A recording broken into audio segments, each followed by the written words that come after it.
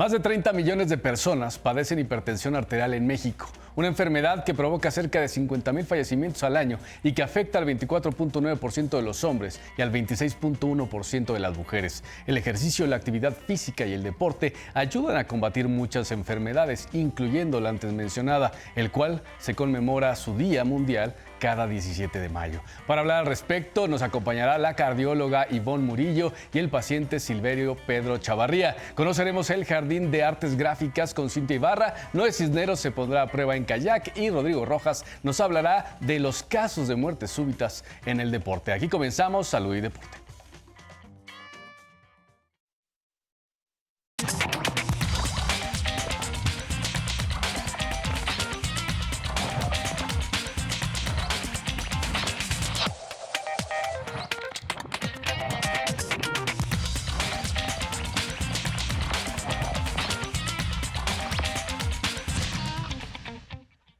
Gracias por estar una semana más con nosotros aquí en Salud y Deporte. Los invito a seguirnos y a comentar en nuestras redes sociales, @soy Jorge Rubio P y en @canal 14MX. La pregunta encuesta de este día: ¿cada cuánto revisas tu corazón? Les dimos varias opciones: una vez al año, cuando me siento mal, seguramente muchos votarán por esta, o nunca lo he hecho, soy aún muy joven. Y ahora me da mucho gusto saludar aquí en el estudio a la doctora Ivonne Murillo López. Ella es cardióloga avalada por el Consejo Mexicano de Cardiología en el área clínica y preventiva, así como en rehabilitación cardíaca. Cuenta con un diplomado en cardiología del deporte. Y bueno, doctora Ivonne, ¿cómo estás? Gracias por acompañarnos. Bien, muchas gracias por la invitación. Cuéntanos, para ir entendiendo un poco más, si es que la gente no lo sabe aún, ¿qué es la hipertensión? Es una enfermedad crónica causada por la mala regulación de respuesta entre el sistema cardiovascular, periférico y central, que va a generar como consecuencia que la presión salga de las cifras normalmente toleradas por el cuerpo. ¿Cuáles podrían ser los síntomas que nosotros tenemos que ir detectando como alerta y decir, ok, tal vez tengo hipertensión? Hay síntomas muy sutiles que pueden pasar incluso desapercibidos o confundidos con síntomas causados por otras enfermedades. En muchas ocasiones un zumbido muy sutil que se presenta de manera abrupta y se retira de la misma forma. Okay. El insomnio también puede causar una sospecha de hipertensión, trastornos en el sueño, que son causas principales del desarrollo de la alteración en el sistema digestivo. Por ejemplo, el estreñimiento está directamente asociado en el desarrollo de hipertensión o una sospecha de hipertensión.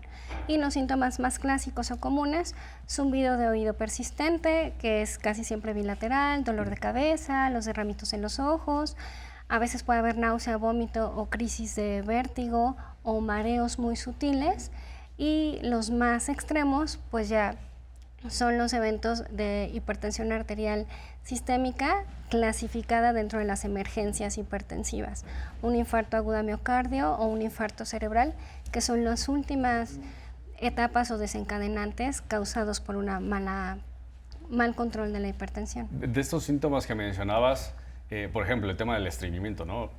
No sé si las personas tenían como conocimiento de que ese podría ser uno de los síntomas. Hablando de este síntoma y de los otros que mencionabas, ¿son constantes? Es decir, no sé, estamos ahorita pues ya a mediados casi de año del 2024 y he tenido a lo mejor dos de los síntomas que acabas de comentar, los tuve en febrero, pero no lo volví a tener en lo que va del año. Ahí podemos decir que tal vez fue algo pasajero o ya son como realmente alertas. Cuando se vuelven síntomas muy frecuentes, estamos hablando de una regularidad, 2 veces por semana, okay, 3 veces por semana, o eventos que ya requieren una intervención hospitalaria, ya es un foquito rojo para iniciar la prevención primaria, que okay, es la detección oportuna. Ok, justamente el tema de la detección, la prevención, muchas veces nos dicen, revísate constantemente la presión. Entonces, pues ya hay mucha tecnología que nos ayuda a eso, ¿no? El otro día me acuerdo que yo sentía que se me había subido la presión y con un celular y una aplicación me estaban tomando la presión y yo dije, no, pues eso no sirve, ¿no? Al final tuve que comprar un aparatito. ¿Qué ¿Qué tan buenos son estos aparatos que miden la presión? Ya sea, entiendo que hay uno en la muñeca y el clásico que se pone pues arriba del codo, creo. Porque obviamente creo que el mejor es cuando usan este estetoscopio, ¿no? Para poderla medir. ¿Los otros realmente funcionan o no? Porque de repente te da una presión, luego otra, luego otra, luego otra. Sí. Hay diferentes dispositivos digitales, incluso hay relojes inteligentes que ya pueden censar la presión arterial. No es el dispositivo ideal, pero sí nos puede empezar a dar avisos o marcas cuando sale del rango normal. Cuando eso ocurre, yo siempre recomiendo buscar un dispositivo ya especial para toma de presión. Existen los de pulsera y los de brazalete, que son los de bracito. Los de pulsera son muy efectivos, pero tienen un sensor muy sensible. Si no está bien calibrado, si las pilas no están bien cargadas, o si las pilas ya se van a terminar, o si los cuidados del mismo dispositivo no son adecuados, el sensor puede fallar y generar una variación hasta de 15 o 20 milímetros de mercurio sobre el rango real que se tomó. Cada dispositivo depende mucho de la marca para la posición o postura que se le va a pedir al paciente en la toma. Los que son más estandarizados son los de brazalete. Los de brazalete sí tienen un sensor un poquito menos sensible, tiende a ser más exacto, pero al final también va a tener una variación entre 5 y 10 milímetros de mercurio comparado con la presión manual que llegamos a tomar en consultorio. Sí, que esa es la que más podemos confiar, ¿no? Como más efectiva. Que también no podemos ir siempre al médico, ¿no? Normalmente recomiendan que sea en la mañana y en la noche. ¿Es lo recomendable o en qué momento? No. En mi caso, como el comportamiento de la hipertensión en realidad puede ser muy variable, hay personas que se pueden hipertensar durante el transcurso de la tarde y en la noche tener presiones normales. Hay quienes se hipertensan en las mañanas y en la tarde todo está normal. Y los de mayor riesgo son los de hipertensión nocturna. Durante el día tienen cifras normales, que es muy común encontrarlos, y en la noche tienen elevaciones significativas. Yo siempre individualizo en qué momento voy a requerir la toma de presión. Hay pacientes a los que les pido 1 o 2 tomas al día, horarios diferentes. Hay a quienes les digo, necesito que sea a este horario en específico por el comportamiento de su presión arterial. Y cuando ya hay muchos síntomas, pero en las tomas ambulatorias de consultorio todo sale normal, realizo estudios especiales para determinar si tienen algún patrón específico de hipertensión. Y comentas esto de la noche que me llama mucho la atención. Normalmente es cuando uno ya se va a relajar, va a descansar, pero entonces dices que hay personas que en ese momento pues no logran descansar y al contrario, ahí es cuando más padecen esta enfermedad. Sí, la hipertensión nocturna para nosotros en cardiología es una hipertensión de muy alto riesgo, porque las personas que debutan con ella lo hacen ya con un evento adverso. Muchas de las personas que tienen eventos vasculares cerebrales o embolias o hemorragias a nivel cerebral son personas que ya tenían hipertensión o que debutaron con hipertensión, pero como se presentó el evento mientras dormían, no se percataron de esa elevación tan abrupta.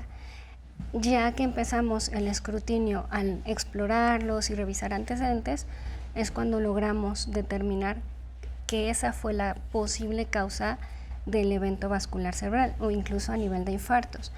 Hay otras enfermedades que pueden causar hipertensión nocturna, los trastornos del sueño, enfermedades que puedan causar incremento en el estrés físico y o emocional que vaya a desencadenar una elevación o liberación de adrenalina, y la adrenalina por excelencia es un elemento que va a tender a elevar la presión arterial.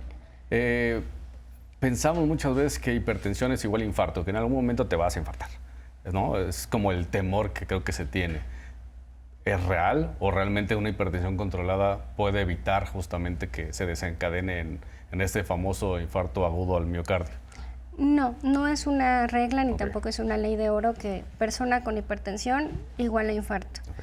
Sí puede haber muchas personas que se infartaron y haber tenido hipertensión, pero no por el hecho de ser hipertensos van a llegar a esa culminación. Si una persona con hipertensión tiene un control metabólico adecuado, tiene actividad física regular, de hecho debe ser individualizada como una medicación. Claro. Si lleva todas esas medidas preventivas, evitamos que tenga eventos adversos no solo en corazón, a nivel de riñones, a nivel de sistema gastrointestinal, a nivel de sistema nervioso central, a nivel periférico o incluso a nivel muscular. Si tenemos las medidas preventivas, es muy raro que esa sea la causa directa de infarto. Oye, y preguntábamos en la pregunta encuesta del día, pues que cada cuánto checaban su corazón, y algunas personas dieron, o seguramente van a estar eligiendo esta respuesta de soy muy joven. No sé qué podremos decir como soy muy joven. La ONU dice que a partir de los 30 pues ya no eres joven, ¿no? Hay como un rango de edad en donde realmente ya se empieza a detectar como a partir de esta edad se puede generar o presentar la hipertensión. Hay picos de edad que son parteaguas, en donde exponencialmente se incrementa mucho el número de personas hipertensas. Pero una persona joven, hablamos de adolescentes o adultos jóvenes de 20 a 25 años, también pueden llegar a desarrollar hipertensión y no tener una cultura de revisión porque dicen, soy muy joven, es muy difícil que me llegue a pasar, mi cuerpo no está en periodo de decadencia como para desarrollar hipertensión. Pero actualmente sí se han encontrado personas menores de 30 años, de hecho ya va en incremento esta cifra, de 25 a 30 años, que desarrollan hipertensión arterial por factores de estrés tanto físico como emocional. Pero no podríamos encontrar tal vez en niños y niñas. Sí, también hay. Ok, también. Sí. Cuando hay niños pequeñitos con malformaciones congénitas a nivel cardiovascular, uno de los riesgos de desarrollar o de debutar con hipertensión es muy alto. Una de esas malformaciones se llama coartación aórtica. Cuando revisamos a un chiquito, checamos la presión, que no es muy común que lo hagan los pediatras. Hay pediatras excelentes que sí revisan y toman la presión en sus chiquitos, pero es muy raro el que lo llega a hacer. Si se detecta una presión por fuera de su percentila, es un foco de alerta que los hace sospechar de cardiopatías congénitas. Hablando de niñitos que tal vez están en pesos un poquito más bajos, pero está el otro extremo. Hay niños que tienden a desarrollar obesidad, tienden a desarrollar trastornos de el metabolismo como colesterol, triglicéridos altos, azúcar elevada, y eso los va a predisponer a desarrollar hipertensión a muy temprana edad. Sí, porque siento que a veces los papás dicen, bueno, no pasa nada, ¿no? Está muy chiquito, pues coma muchos dulces, no pasa nada, o que coma muchas grasas. Pero al final, tal vez si de chicos no les genera ninguna enfermedad, pero después vamos a llegar a esta etapa de 25, 30 y más años, en donde seguramente vamos a ser hipertensos, justamente porque desde chicos pues no tuvimos el cuidado, ¿no? Adecuado. Y aquí decimos mucho como lo que ven en casa los niños y las niñas es lo que van a replicar. Entonces, si ven al papá que justamente pues, no se cuida, pues ¿por qué se van a cuidar los niños ni las niñas, no? Hablando de los rangos, siempre preguntamos como, ¿cuál es el promedio de presión arterial que debería tener? Entiendo que es dependiendo la edad, o es dependiendo la persona, porque siento que puede ser muy abierta esta pregunta y pues es difícil incluso contestarla, ¿no? Sí. No sé. Sí, no. Hay guías de práctica a nivel internacional que estandarizan las medidas o protocolos de acuerdo a la población.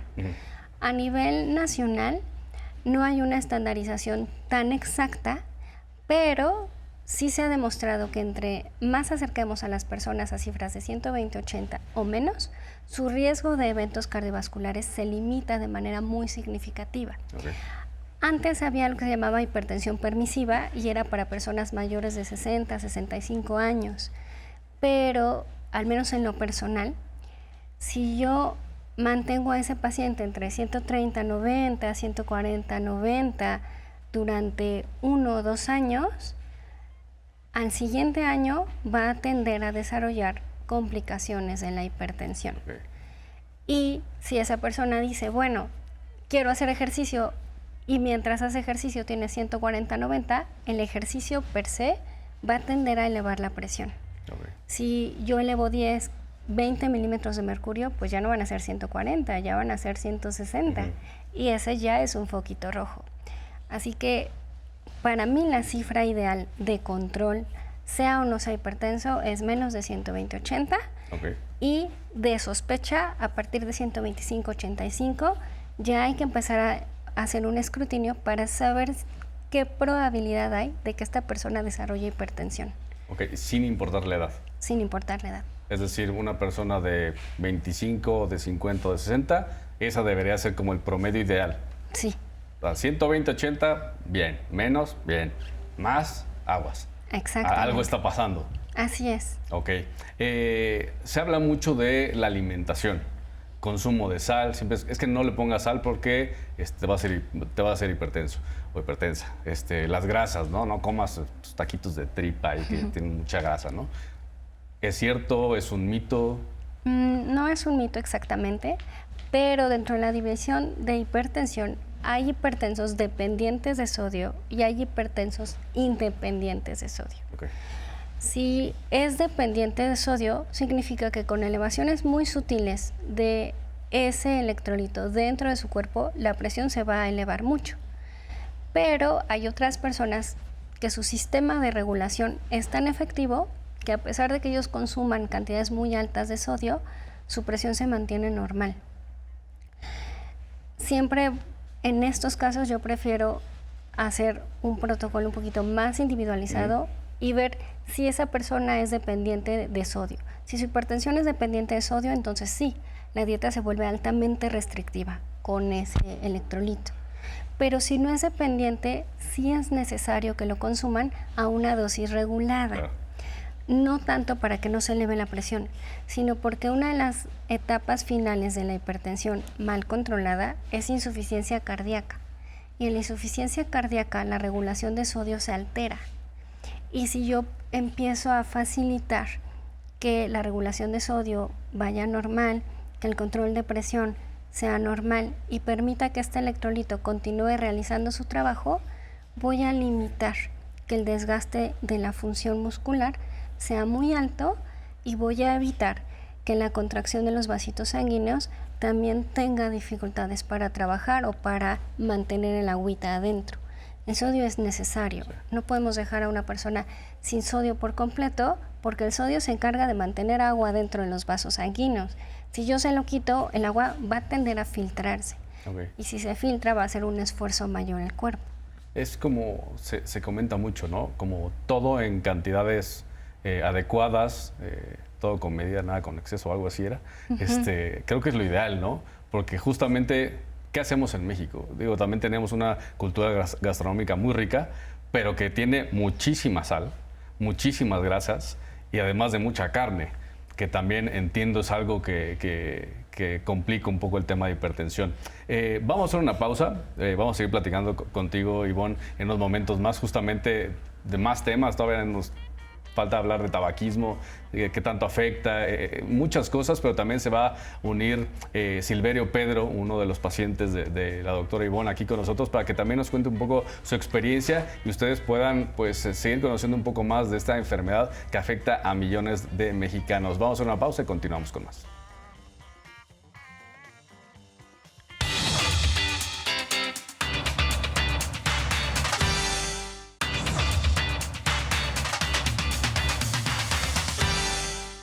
Estamos de regreso aquí en Salud y Deporte. Recuerden escribirnos y votar en nuestra encuesta en nuestras redes sociales, @canal14mx, soy Jorge Rubio P. La pregunta de este día fue: ¿cada cuánto revisas tu corazón? El 0% dijo que una vez al año, el 57% dijo cuando me siento mal, que normalmente creo que es cuando vamos a cualquier doctor a hacernos cualquier estudio. Nunca lo he hecho, soy muy joven, el 43% nos dijo esto. Al siguiente bloque daremos cómo quedó los resultados de esta encuesta. Y ahora se une a la plática el señor Silverio Pedro Chavarría, quien es paciente de la doctora Ivonne Murillo. Él padece hipertensión y bueno, entiendo que el ejercicio y la actividad física le ha ayudado a llevar justamente esta enfermedad. ¿Cómo está? Bien, bien, gracias. Y pues sí, soportando la operación de corazón abierto con ayuda de la doctora. Cuénteme un poquito cómo llegó a que lo operaran. Obviamente nunca queremos que nos operen de nada, pero menos del corazón. ¿En qué momento tuvo que llegar hasta este escenario? Bueno, a mí me gusta mucho el ejercicio, me gusta la bicicleta últimamente y pues me empecé a sentir con males, adormecer de las manos, mal carácter, varias cosas. Y desafortunadamente por la alimentación no la medí. Seguí comiendo normal, aunque padecía ya la hipertensión y los médicos me decían que era hipertenso. ¿Usted ya sabía que era hipertenso? Sí, ya me había dicho el médico, sabes que eres hipertenso. Pero pues cuando uno va al médico siempre se pone uno nervioso y cree que eso es lo que te hacía elevarte la presión arterial, ¿no? Okay. Pero pues hasta que me llegó el momento de que ya no pude soportar esto y con la ayuda de la doctora, pues me canalizó a la operación de corazón. Eso que comenta Silverio, Ivonne, me parece muy interesante porque muchas personas creo que pueden llegar a pensar lo mismo, ¿no? Es que como fue el doctor me puse nervioso, por eso me subió la presión. ¿Pasa mucho estos casos? Sí, se llama hipertensión de bata blanca. Ok. La hipertensión de bata blanca se genera porque al momento de estar enfrente de cualquier personal de salud, puede ser enfermera, médico, cualquier persona que represente el personal de salud, genera un estrés físico y emocional a la persona, tiene una elevación sutil de adrenalina y eso causa que la presión arterial se eleve en presencia de ese personal. Pero cuando están en casa o con otro tipo de actividades, la presión tiende a normalizarse. Okay. En este tipo de hipertensión lo que hacemos es realizar estudios especiales para saber si únicamente fue una hipertensión reactiva por la bata blanca o si es una hipertensión reactiva pero secundaria a algún otro padecimiento, alguna enfermedad ya propia del corazoncito, como enfermedades de las válvulas, enfermedades a nivel periférico, como arterioesclerosis, enfermedades cardiopulmonares o pulmonares puras, y ahí vamos determinando en qué momento es necesario ya dar un tratamiento específico. ¿Cómo llega el señor Silverio contigo? ¿Llega ya en un momento de una hipertensión ya bastante avanzada? Cuando él llega conmigo, llegó canalizado por gastro. Okay. Tenía problemas gastrointestinales y el gastro que lo revisó lo escuchó y le escuchó un soplo. Entonces le dijo, para mí no se me hace un soplo cualquiera, necesita revisarlo cardiología. Llega conmigo, escuchó el soplo y sí, en efecto, era un soplo que sugería que una de las valvulitas de su corazón ya estaba muy cerrada. Y normalmente cuando la presión no logra tener una buena regulación, puede acompañarse de alteraciones estructurales que pasen a veces desapercibidas durante mucho tiempo. Al hacer maniobras especiales logramos detectar si esta enfermedad valvular requiere estudios especiales. En el caso de él, se abrió el protocolo de estudio un poquito más amplio, se encontró una válvula a nivel de la válvula aórtica, una enfermedad severa, la tenía extremadamente cerrada, de hecho ya era 2 milímetros lo que quedaba para que la sangre pudiera entrar y salir del corazón. Si este proceso no se corrige, el corazón por la presión alta se va dilatando hasta que llega un momento en el que se vence y caen en insuficiencia cardíaca. Y en esa etapa ya no hay tratamiento más que medicamentos, en algunos casos rehabilitación cardíaca, pero es para darles calidad de vida. Y los que tienen la posibilidad y están en los rangos de trasplante cardíaco, es la única opción para corregir al 100% la insuficiencia cardíaca. Él llegó afortunadamente en un buen momento, sí llegó con un descontrol hipertensivo importante, pero era un descontrol combinado, tanto ya el haber portado hipertensión desde hace 8 años previos, como la enfermedad propia de la válvula. ¿Qué pasa por la cabeza de Silverio cuando le dicen, pues te tenemos que operar? Porque es un impacto, pues no solo para usted, me imagino que también para su familia, un impacto fuerte, porque lo que le decía hace ratito, todo el mundo tenemos mucho miedo a las operaciones, pero de corazón más, porque sabes que los riesgos son aún mayores de que sea la última vez que tal vez estemos hablando con alguien. Sí, claro. Sí, pues cuando me empezó a tratar la doctora y me dijo cuál era el problema, pues no quedó otra más que operación y pues iba a ir al seguro, pero con la situación de que ya era urgente, pues con la ayuda de ella nos canalizamos, pero pues sientes miedo antes de la operación, ¿no? Porque te van a abrir el corazón y te van a hacer esto, ¿no? Pues ni modos. Pero ya estando en el camino, pues ya no te puedes echar para atrás. Ya no te puedes echar para atrás y afortunadamente todo salió bien. Ahorita ya llevo desde octubre que me operaron hasta la fecha y sí, la recuperación ha sido un poco lenta, pero me siento mucho mejor. Le dijeron que iba a tener que dejar muchas cosas. Sí. Seguramente sí. desde antes de la operación, Desde ¿no? antes de la operación me dijo la doctora que la rehabilitación era muy lenta y pues ahorita no puedo hacer gran cosa, gran esfuerzo físico y todo, porque pues el corazón no tiene la fuerza necesaria para volver a lo de antes, me imagino. ¿Cómo está ayudándose ahora de la actividad física, del ejercicio, de algún deporte que esté realizando ahorita, justamente pues bajo el cuidado de la doctora Ivonne?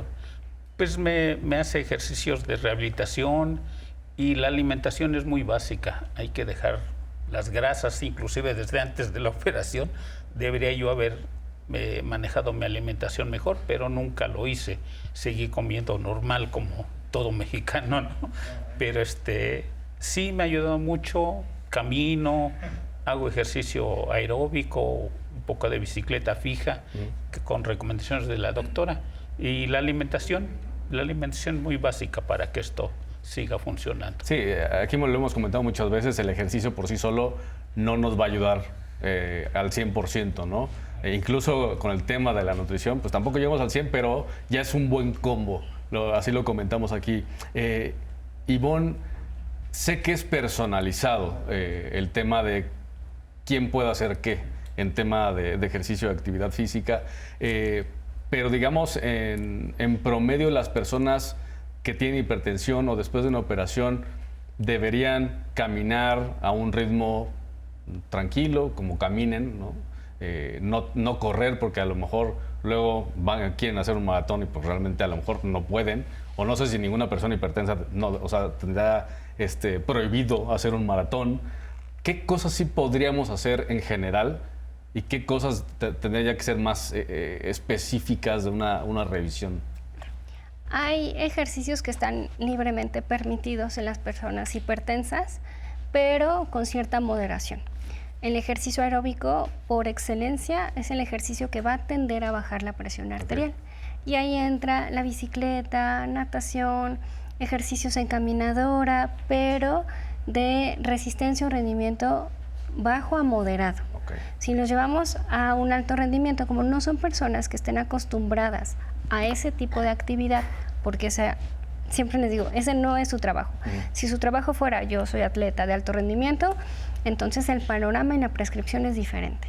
Pero ante personas que nos dedicamos a otra cosa, el llevarnos a límites muy elevados de ejercicio también conlleva el límite de un riesgo para corazoncito.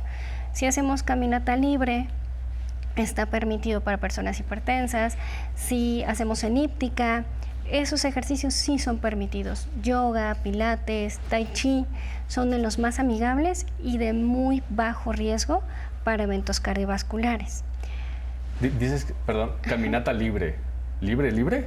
O sea, si alguien dice, yo me voy a aventar caminando un maratón.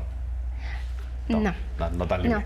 Caminata libre es, por ejemplo, cuando una persona dice, cerca de mi casa hay un parque y el parque tiene un circuito. Le puedo dar 2, 3 vueltas sin problema. Esa caminata más o menos en promedio dura de 30, máximo 90 minutos, siendo exagerados, por la velocidad de la cadencia o el paso. Pero si ya estamos hablando de distancias muy largas o en el caso de los maratones o carreras, ya es diferente. Ahorita que, este año hemos tenido un calor brutal, ¿afecta también un poco en ese tema? Porque me imagino que no es lo mismo salir a caminar media hora con un clima nublado a 30, 31 grados y sensación térmica de 40, ¿no? Sí. ¿Afecta también el tema del calor? Muchísimo. De hecho, hay horarios que se recomiendan de manera regular para evitar en esta temporada golpe de calor y en la temporada invernal neumonías secundarias a la exposición a frío. Si estamos en temporada de calor, se recomienda que sea antes del mediodía o después de las 5 de la tarde, que ya la cantidad de rayos de sol son menos, la temperatura sigue siendo elevada, pero no en extremo como para crear una deshidratación importante. No se indica nunca realizar caminata cuando la mayor temperatura se encuentra a nivel ambiental de manera muy fuerte, porque eso va a duplicar la deshidratación, y es muy rara la persona que dice, yo voy caminando, traigo mi botellita, tomo agua. O sea, la mayoría es, me salí sin agua, llego a mi casa y ahí tomo agua. Sí, claro. Sí, más o menos evitar un horario de que 12 del día a 5 de la tarde, tal vez. De 12 a 3 de la tarde, que es cuando la temperatura está todavía más elevada. Sé que no lleva muchos meses de esta operación, Silverio, pero ahora con la actividad física que realiza, entiendo que antes la bicicleta le daba, pero casi como si fuera a ir al Tour de Francia. Ahora ya no. Pero ha notado que sí le está beneficiando justamente para pues tener la mejor calidad de vida posible. Sí, sí, claro, sí. Sí, me siento mucho mejor. Digo, ha sido lento, pero pues con el transcurso del tiempo y el ejercicio, caminar, hacer movimiento aeróbico y todo eso, me ha ayudado bastante y me he sentido mucho mejor. Muchas veces decimos el daño ya está hecho, pero pues hay algo que se puede hacer todavía. Ya no se puede cambiar lo que se hizo. Muchas personas todavía en nuestro país y en el mundo, pues me voy a incluir, somos necios. Sí. No sé si el ser humano, tú tienes más contacto con personas, Ivonne, nos dicen, ya no comas esto, ya no hagas esto, y lo seguimos haciendo.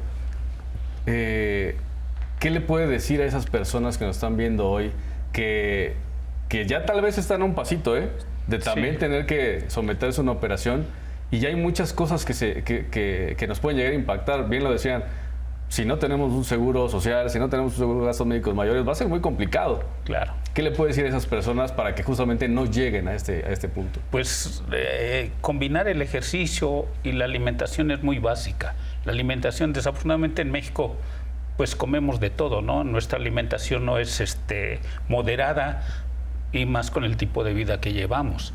Pero sí es mucha grasa, es bastantes cosas, mucho refresco, azucarado, y no hay como medir la alimentación, regularla y combinarla con el ejercicio.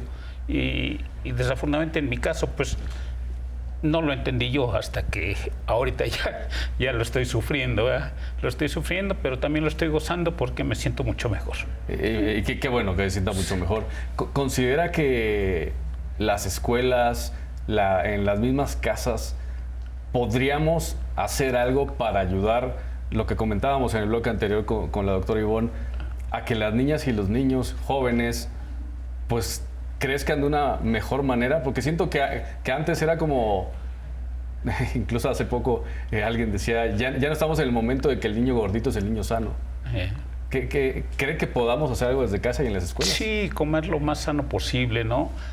Por ejemplo, en mi caso, yo vivo de la alcaldía Tláhuac.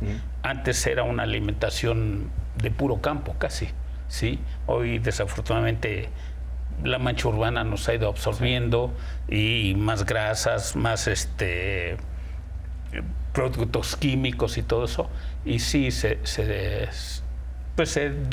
deteriora tu salud. Claro. Pero sí comer lo más sano posible, más vegetales y todo, y menos grasas. Sí, y sobre todo, Ivonne, como para no llegar a este punto de tener que eliminar ciertas cosas. Hemos hablado con muchas nutriólogas y nutriólogos que nos comentan justamente como no satanizar ningún alimento.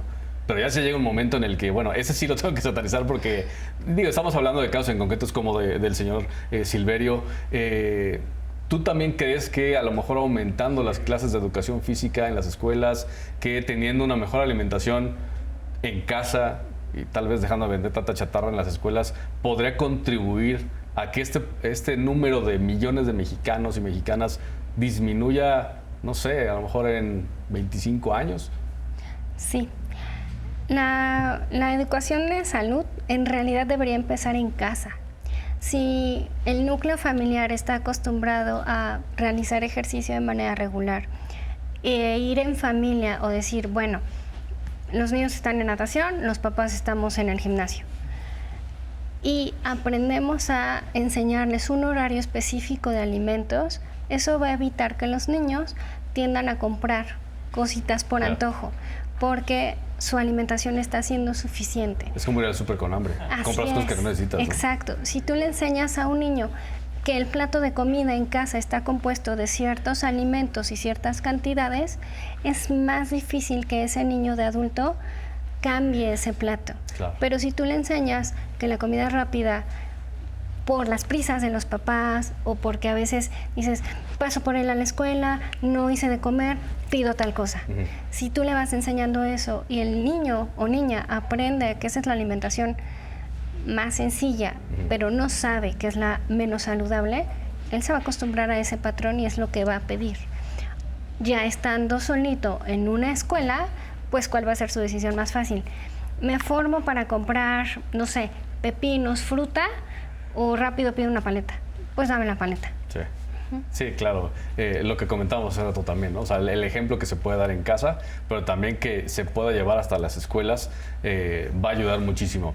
Muy rápidamente, ya se nos terminó el tiempo, Ivonne, pero mucha gente fuma.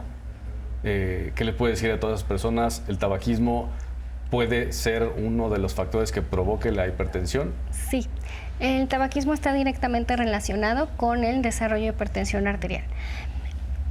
Por cada cigarrillo que fumamos o que nos exponemos simplemente al humo de cigarro, se va a crear un proceso inflamatorio crónico a nivel del vasito sanguíneo. Y ese no es reversible, no se elimina, se va sumando con cada exposición. Ese proceso inflamatorio va a hacer que el vaso sanguíneo se vuelva un poquito más rígido y va a elevar en promedio 5 milímetros de mercurio la presión arterial.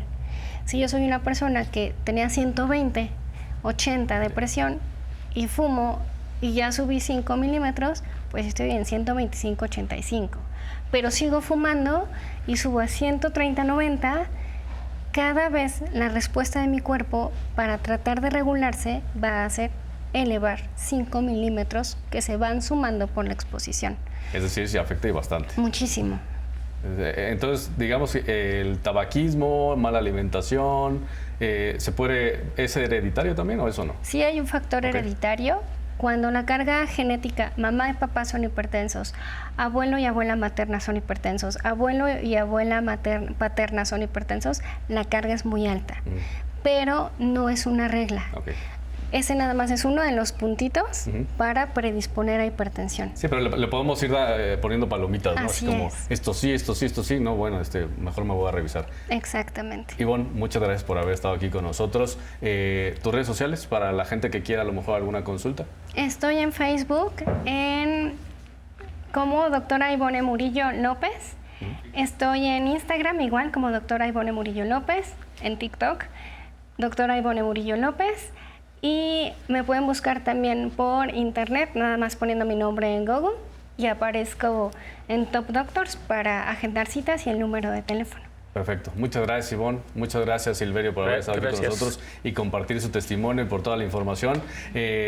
Los esperamos pronto. A lo mejor hacemos otro programa. ¿Les parece bien? Perfecto. Muchas gracias a ambos por estar aquí con nosotros. Vamos a una pausa. Al regresar, un parque para que se vayan a hacer ejercicio dentro de la Ciudad de México, el Ponte a Prueba, y les recordaremos las muertes súbitas que han ocurrido en el deporte. Continuamos.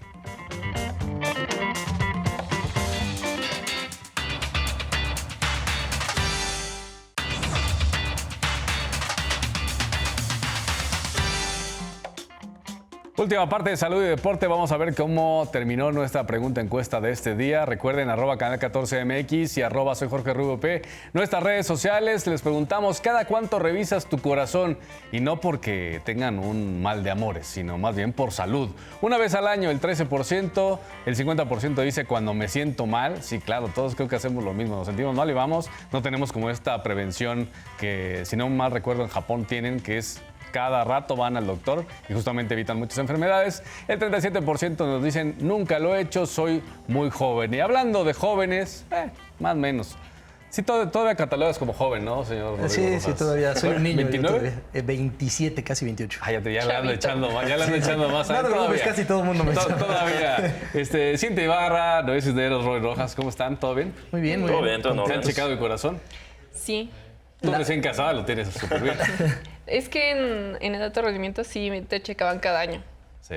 pero pues ahorita ya no me he checado hace mucho. ¿Qué no dices, Neros, Tristón? No, jamás. Afortunadamente no he tenido necesidad de checarlo, pero no. A Roy Rojas no tocamos el tema de Yo, corazón, ¿o sí? cuando siento algo extraño, sí me han hecho un electrocardiograma. ¿Sí? Y ¿Todo bien? Todo en orden, por suerte, sí. Que bueno, los que no les fue tan bien, pues es justamente lo que nos vas a platicar, ¿no? Sí, sobre deportistas que lamentablemente han tenido una muerte súbita, ha tenido un desenlace triste en sus carreras. Jugadores de diferentes deportes muy jóvenes que han perdido la vida pues en pleno partido o en las canchas. Vamos a ver esta nota.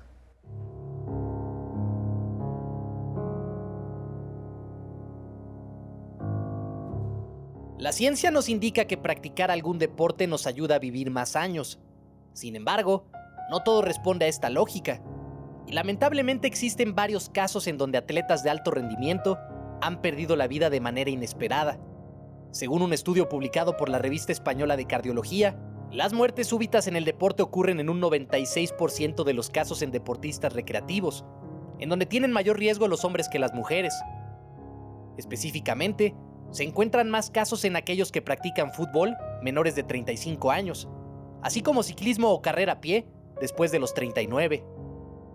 En un 99% de los casos, encontraron que estas muertes súbitas dentro del deporte eran de origen cardiovascular, como infartos de miocardio o anginas de pecho. Uno de los casos más conocidos fue el del futbolista camerunés Marc-Vivien Foé, quien falleció a los 28 años en plenas semifinales contra Colombia de la Copa Confederaciones 2003. Era el minuto 78 del partido cuando el mediocampista se desplomó en el terreno de juego y perdió la vida a causa de un paro cardíaco. Este trágico momento fue el primer registro de una muerte súbita en una competición oficial de la FIFA.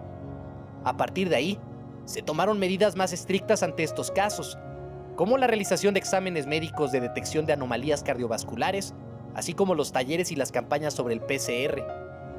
En el 2012, el jugador de voleibol Vígor Bobolenta, quien fue medalla de plata en los Juegos Olímpicos de Atlanta 1996 y que disputó 533 partidos con la selección de Italia, no pudo ser reanimado tras desvanecerse en pleno juego de su equipo en la segunda división de su país. Tristemente, el central fue víctima de un infarto al corazón, por lo que perdió la vida a los 37 años. Un año antes, se vivió un momento igual de escalofriante en el básquetbol colegial de los Estados Unidos. Wes Leonard, llamado a ser una de las futuras estrellas de la NBA, murió a los 16 años por un ataque al corazón. El joven de la escuela secundaria de Michigan se desvaneció en los festejos con sus compañeros de equipo tras anotar la canasta de la victoria en el tiempo extra ante la escuela de Bridgman. La histórica remontada de 14 puntos en los últimos segundos vio a Leonard fallecer entre los abrazos de sus amigos. Son muchos los trágicos casos de deportistas que perdieron la vida de manera súbita, como los futbolistas Davide Astori de la Fiorentina, el ecuatoriano Cristian Chucho Benítez, el sevillano Antonio Puerta o el jugador de rugby argentino Mateo Uriburu. Todos ellos muy jóvenes, con una vida por delante y tras llevar su cuerpo al límite, haciendo lo que más les gustaba, practicar algún deporte. Muchas gracias, Ro, por la información. Y ahora nos vamos con el Parque Citebar. Así es, pues esta vez nos fuimos a la Alcaldía Cuauhtémoc, al Jardín de Artes Gráficas, un parque un poco diferente, así que vamos a verlo.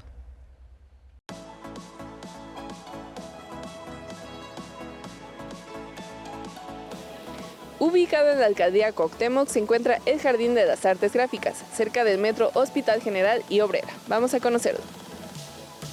Aquí encontrarán una cancha de fútbol y básquetbol renovada, gracias a un programa llamado México Bien Hecho, que en conjunto con el Club América organizaron una clínica de fútbol para abrir este espacio, donde jugadoras del América Femenil convivieron con niñas y niños. También hay otra cancha para jugar fútbol rápido de pasto sintético en muy buenas condiciones. Aquí anteriormente era la Casa de Cultura Profesor Otón Salazar Ramírez. Hoy en día la alcaldía trae un proyecto donde ofrece servicios médicos gratuitos para la población.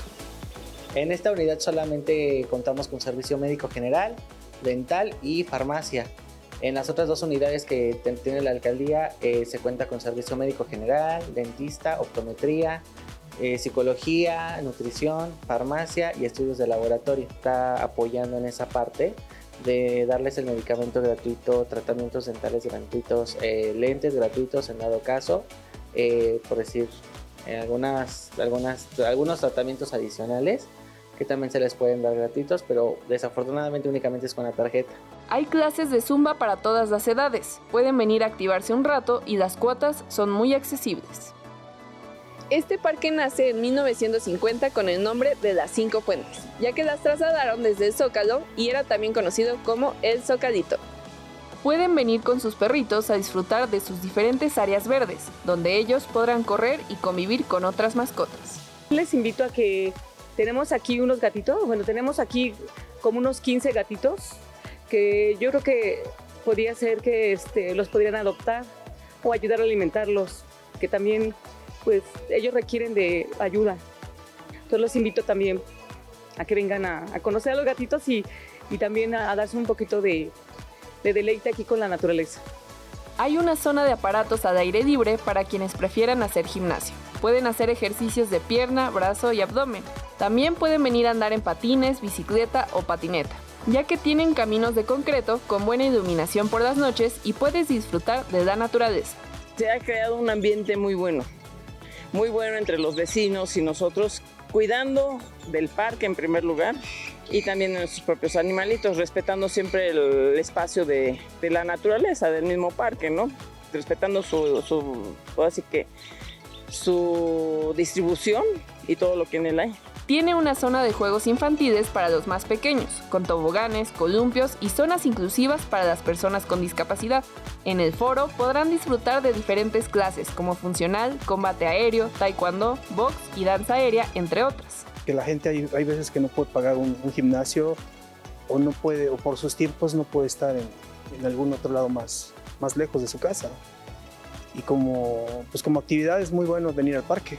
Anímense a ocupar estos espacios para que la comunidad deportiva en la Ciudad de México siga creciendo y se hagan cada vez más zonas públicas para realizar actividad física. Oye, sí, está bueno que ya tengamos como todo el paquete en un solo lugar, ¿no? Y me comentas que además, como lo vemos en la nota, son más parques los que están incluyendo estas cuestiones de tener pues como un consultorio móvil, sí, clases, en fin, puedes tenerlo todo en tu propia alcaldía, ¿no? Hablando de Ciudad de México. Sí, pues justo estas unidades que están en diferentes puntos, nos comentaban ahí que en nada más tenían servicio de medicamentos, consulta y odontología, pero que ofrecían muchos más servicios como oftalmología y otros. Entonces creo que está súper padre porque pues para la población que vive ahí, sí, pues es una ayudadota, ¿no? Muchas veces decimos, ¿dónde están los impuestos? Bueno, ahí están, justamente. Es el claro ejemplo de dónde pueden llegar a estar, ¿no? No me meteré tanto en esos temas, pero bueno. Gracias, Cintia Ibarra. Y ahora vamos a ponernos a prueba ¿en qué, Noé? En kayak, para este Ponte a Prueba tuvimos que madrugar, tuvimos que llegar a la ocasión a las 5 de la mañana, valió totalmente la pena, me gustó mucho por los paisajes, así que espero que les guste mucho este Ponte a Prueba. Si hay una actividad preferida entre turistas, así como por deportistas, es el kayak, un deporte que se ha popularizado en los últimos años debido a su gran versatilidad. Esto consiste en subirse en una pequeña balsa bastante ligera, la cual es ideal para recorrer ríos, lagos y mares. Por ello, hoy nos pondremos a prueba de la mano de nuestros amigos de Kayak Xochimilco, donde nos esperan una gran cantidad de hermosos paisajes. Hoy nos encontramos con el buen Jorge Salinas, quien es todo un experto del canotaje con más de 20 años de experiencia. Jorge, muchas gracias por recibirnos el día de hoy. Platícanos qué vamos a hacer en el recorrido. Ok, ahora vamos a hacer un recorrido al amanecer. Vamos a hacer un recorrido en kayak recreativo hacia la zona de reserva ecológica de Xochimilco. Oye, a ver, primeramente, para iniciar con esto, platícanos en qué kayak nos vamos a subir. Bueno, vamos a ir en estos kayaks. Son kayaks de presa. Es un kayak donde te introduces y son muy, muy estables. Entonces cualquier persona puede realizar la actividad. Pues bueno, hoy nos vamos a poner a prueba en canotaje a ver qué tal nos va, Jorge. Y vale. Bueno, vamos a la acción.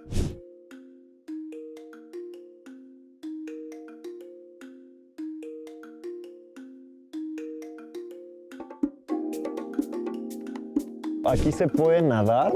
¿Qué tan seguro es nadar aquí? Supongo que los locales lo deben de hacer, pero... Sí. Pero si uno entra y dice, pues me quiero echar un chapuzón acá, supongo que sí te puedes pescar algo. Sí, no es recomendable. O sea, más que nada porque sí también el fondo es fangoso. Okay. Entonces sí debes de, pues sí, conocer los canales para saber dónde es profundo, dónde se puede nadar, dónde no. Entonces, pues sí, la gente local sí lo hemos hecho y sabemos dónde hacerlo, pero no es recomendable por seguridad, más que nada. Por otra cosa, no. O sea, ustedes ya tienen anticuerpos. Más que nada. O sea, no por ese aspecto, no, sino por seguridad de que no te vayas a enterrar o algo así en el lodo, donde te vayas a aventar donde no está tan profundo y te es fangoso y sí te hace presión, o sea, no te deja salir tan fácilmente. Entonces, más que nada por el peligro, no porque te pueda pasar algo.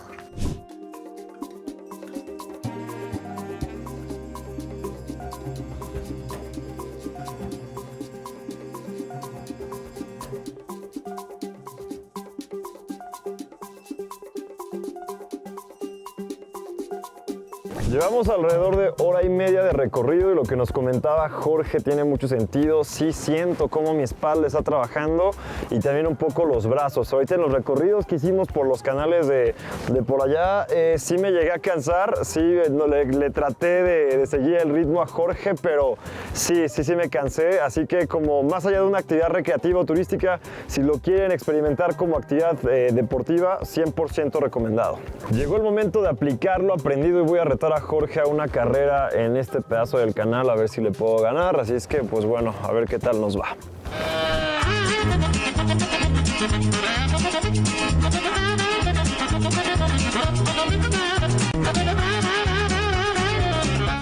Terminamos nuestro ponte a prueba en kayak con el buen Jorge. Jorge, antes de que me des tu opinión sobre cómo lo hice, te quiero agradecer porque el paseo estuvo muy padre y creo que es una actividad que se debe darle más difusión aquí en la ciudad.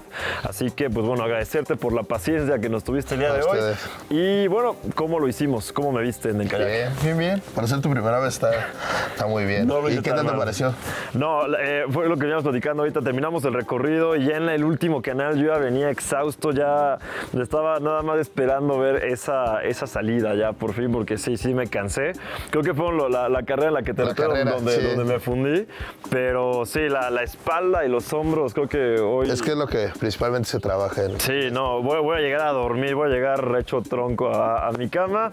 ¿Dónde te puede encontrar la gente, Jorge? Facebook, estamos como Recorridos en Kayak Xochimilco, Instagram kayak.xochimilco y WhatsApp 55 3203 2141 con Jorge Salinas. Pues vale, pues ahí lo tienen. Jorge, muchísimas gracias. Gracias a ustedes. Y con esto terminamos nuestro ponte a prueba. Espectacular las imágenes. Es que además te llevaste a staff de alta categoría. Te llevaste ni más ni menos que al jefe Armando, que le mandamos un saludo, por cierto, el jefe de nosotros. Sí. Espectacular en las imágenes. Él fue el encargado precisamente de hacer las tomas de dron y también, pues bueno, el equipo que me acompañó, Nayeli, Derek, que me fueron guiando con la canoa para que fueran las tomas. Y también un saludo a Jorge Salinas, que fue quien nos recibió, que la verdad, la atención 10 de 10. Me dicen que hubo un accidente por ahí, que alguien se cortó el dedo, ¿es cierto? Bueno, en un aterrizaje. No lo quemes. En un aterrizaje de dron estuvo complicado y tuvo que agarrar la hélice de plano. Pero una experiencia de esas que complicado. Está increíble ir con la familia, ¿no? O sea, creo que cualquiera puede ir. Sí. Obviamente ahí te ayudan y te guían, pero... Y rápidos, ¿no? Igual, difiere un poco de lo de madrugar, pero bueno, tal vez yo lo digo porque pues, mi hija me despierta muy temprano. Pero sí, se tuvieron que ir pues, más o menos como a las 3 de la mañana para llegar exactamente al punto, al momento importante, espectacular. Yo creo que sí. Después vamos a invitar justamente a Jorge a ver si nos acompaña acá para hablar de kayak. Y este escenario increíble, creo que... Un ponte a prueba que disfrutaste, no sé si más que los otros, pero sí de forma especial, ¿no? Sí, aparte salí muy cansado porque al final fue que lo reté una carrera para ver si le daba y no, ya de salida ya no podía mover los brazos, los hombros, estaba ya cansado, nada más me acosté tanto en el kayak y Todos sabíamos que iba a pasar en esa competencia. Pero bueno, muchas gracias Cintia, Noé, Rodrigo, por todo el material que nos presentaron este día y gracias a ustedes por acompañarnos una semana más aquí en Salud y Deporte. Nos vemos.